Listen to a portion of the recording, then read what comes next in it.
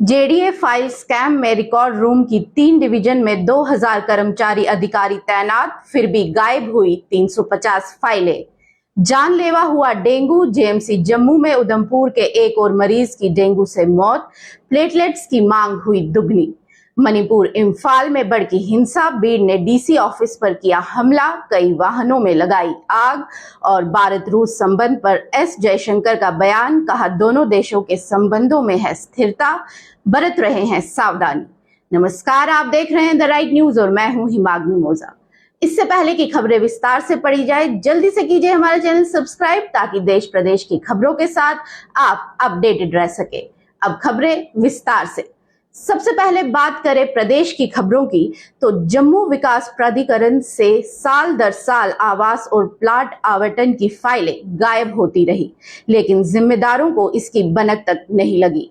2014 से 2019 तक 6 साल में जेडीए के रिकॉर्ड रूम से करीब 350 फाइलें गायब हुई हैं। रिकॉर्ड रूम की 3 डिवीजनों में तैनात करीब 2-2 हजार कर्मचारी व अधिकारी ड्यूटी पर तैनात रहे। बावजूद इसके इतनी बड़ी संख्या में फाइलों का गायब होना आम जन के गले नहीं उतर रहा। जानकारों के अनुसार जेडीए के कुछ लोगों और दलालों की मिलीभगत से ये फर्जीवाड़ा हुआ है। साल 2014 में 53, 2015 में 42, 2016 में 55, 2017 में 67, 2018 में 47 और 2019 में 49 फाइलें रिकॉर्ड रूम से गायब हुई। इसके अलावा 37 ऐसी फाइलें हैं जिनकी जानकारी जेडीए एकत्रित कर रहा है। अगर ये भी गुम पाई गई तो कुल फाइलों की संख्या 387 तक पहुंच जाएगी। आवंटन के दस्तावेजों को फाइलों में सहेज कर 3 डिवीजन में अलग अलग रखा गया था। इन तीनों डिवीजनों में 2-2 हजार कर्मचारी अधिकारी तैनात रहे। इनमें चौकीदार व चपरासी भी शामिल है। इसके बावजूद लगातार रिकॉर्ड रूम से फाइलें गायब होती रही। विभाग ने जांच बिठाई, लेकिन ये खानापूर्ति तक सीमित रही। अब शिकायत मिलने पर जम्मू कश्मीर प्रशासन के मुख्य सचिव ने 6 सदस्यीय टीम गठित कर जांच कराने के साथ ही एक नए दस्तावेज तैयार करने के निर्देश दिए हैं। सरकार ने जांच के लिए 1 साल का समय दिया है। रुक करें प्रदेश की दूसरी खबर की ओर, तो डेंगू के हमले बढ़ने के साथ प्लेटलेट की मांग दुगनी हो गई है। सरकार व निजी अस्पतालों में रोजाना औसतन 80 से 90 पीड़ितों को प्लेटलेट चढ़ाई जा रही है। स्थिति पर नियंत्रण रखने के लिए जीएमसी के ब्लड ट्रांसफ्यूजन विभाग में कर्मचारियों की ड्यूटी शिफ्ट बढ़ाई गई है। इसके बावजूद प्लेटलेट को लेकर तीमारदारों और मरीजों में जद्दोजहद बढ़ी है। प्रदेश में रोजाना 70 से 90 के बीच नए मामले मिल रहे हैं, जिसमें 70 से 80% तक मामले जम्मू जिले से ही आ रहे हैं। निजी अस्पतालों में एस्कॉम व बीएन में प्लेटलेट का निर्माण किया जा रहा है। वहीं जीएमसी और एसएमजीएस अस्पताल में रोजाना 50 से 60 यूनिट प्लेटलेट की आपूर्ति हो रही है। जीएमसी से कुछ यूनिट गांधीनगर अस्पताल भेजे जा रहे हैं, जबकि वहां लैब में भी प्लेटलेट तैयार किए जा रहे हैं। प्रतिदिन 4 से 5 डेंगू मरीजों को प्लेटलेट चढ़ाई जा रही है। 40 के करीब डेंगू लक्षण वाले मरीज पहुंच रहे हैं। मेडिसिन वार्ड को लगभग डेंगू वार्ड बना दिया गया है। सरवाल अस्पताल में जीएमसी या एसएमजीएस से 2 से 3 यूनिट प्लेटलेट की पूर्ति की जा रही है। एस्कॉम अस्पताल के चिकित्सक अध्यक्ष डॉक्टर रविंद्र रतन पाल के अनुसार रोजाना 3 से 5 पीड़ितों को प्लेटलेट चढ़ाई जा रही है। विशेषज्ञों के अनुसार अक्टूबर और नवंबर में भी डेंगू का प्रभाव बढ़ेगा, जिससे प्लेटलेट की मांग भी बढ़ेगी।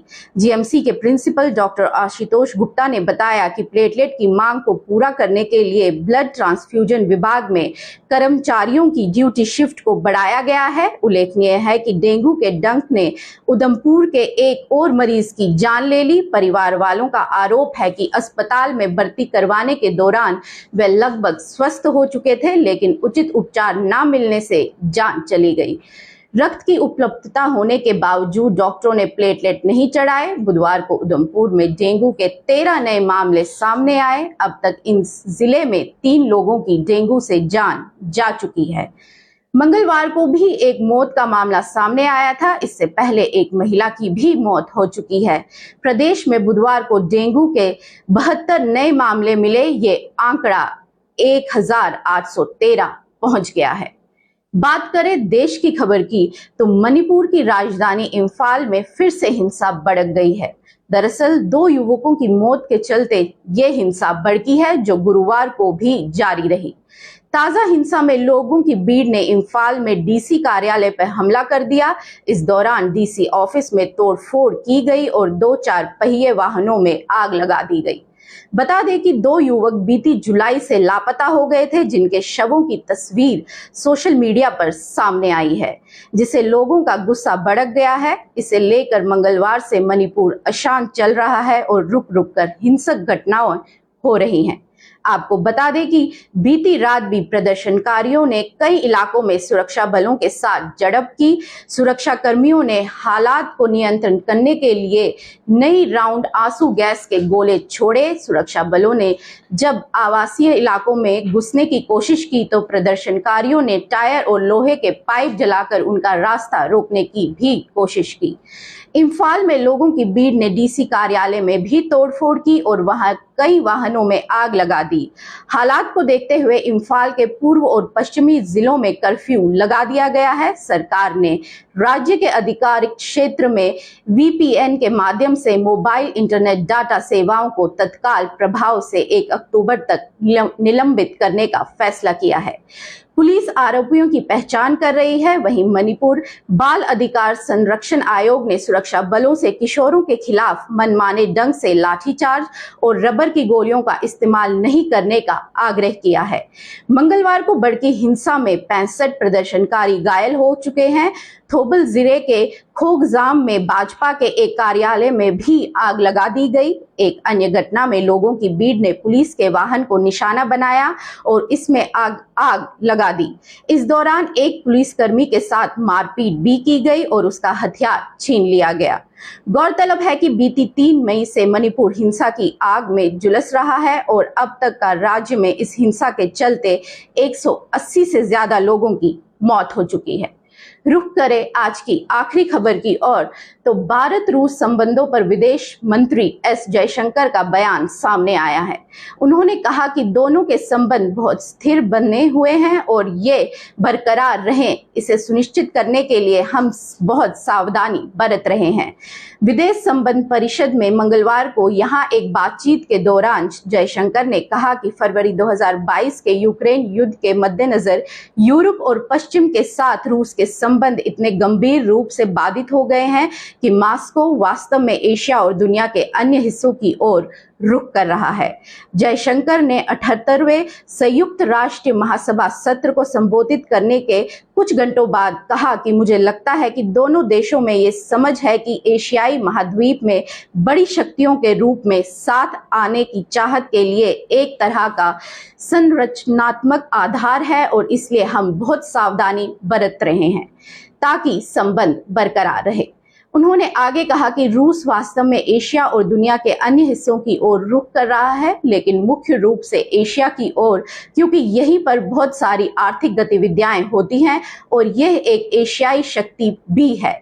भले ही उसने हमें खुद को मुख्य रूप से उस रूप में नहीं देखा है।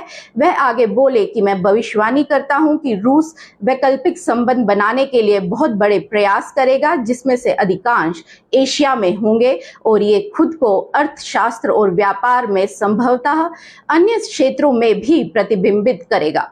जयशंकर ने कहा कि मुझे पता है कि रूस चीन की इसमें एक विशेष प्रोफाइल होगी, एक विशेष प्रमुखता होगी, लेकिन मैं ये भी कहूंगा कि रूस के साथ हमारे अपने संबंध 50 के दशक के मध्य से बेहतर स्थिति में रहे हैं और अगर आप देखें तो ये दिलचस्प है।